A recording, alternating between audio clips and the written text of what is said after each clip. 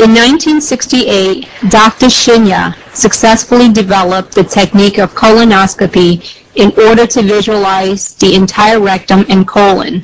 The following year, in 1969, he devised a snare cautery device and was the first to perform colonic polypectomy through the colonoscope.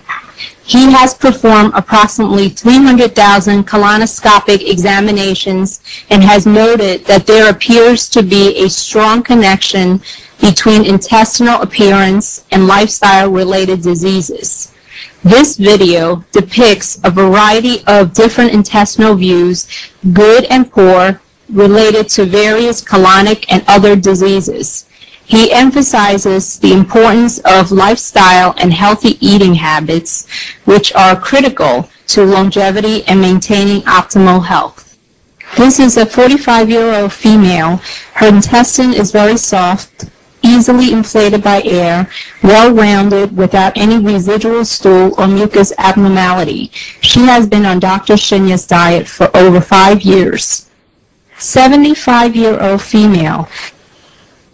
Some fecal mucus is noted in this picture, which implies she needs to drink more Kangen water daily. This is a 38-year-old